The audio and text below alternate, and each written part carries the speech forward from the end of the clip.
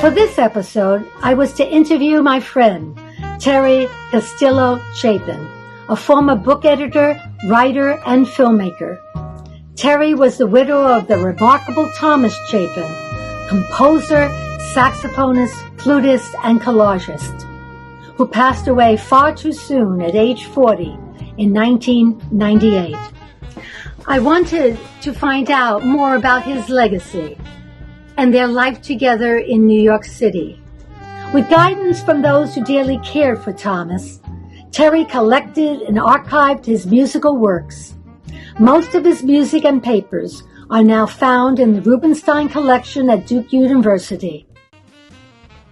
I asked Terri, what do you think others who hear Thomas's music now will remember about him?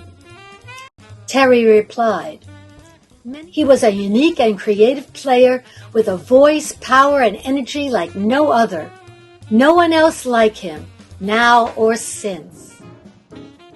After 35 years of living in New York City, Terri was leaving the Jackson Heights Queens apartment she had shared with Thomas. She was moving home to Hawaii to be near her family. Thomas Chapin was one of the few musical geniuses I knew in my lifetime, a major influence on me. Terri was his soulmate, a beautiful person, spent the rest of her life promoting his legacy. Her dedication to promoting and sharing his music with the world was really inspiring.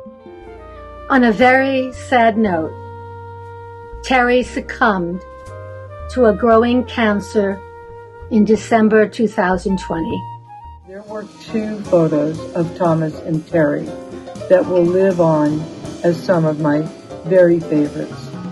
One on stage at the microphone, the other backstage with Terri grabbing Thomas's head while it was slightly tipped back, a towel around his neck and his face beaming. It was not too long after that occasion that I found out Thomas was sick. It was from that point on that I bonded with Terri, his widow, who never let his legacy linger in the ether, who protected it with such care. But all of a sudden, one guy gets up and blows an alto solo and blows everybody in the audience away. Everyone looks around and goes, who is that? This turned out to be Thomas Chapin. After Thomas passed away in 1998, Terri asked if I would help her do some Thomas Chapin's tribute gigs. I said, of course.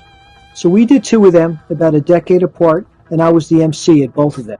Terri gave me a large picture of Thomas at the second gig that I MC'd, which I still proudly display in the store.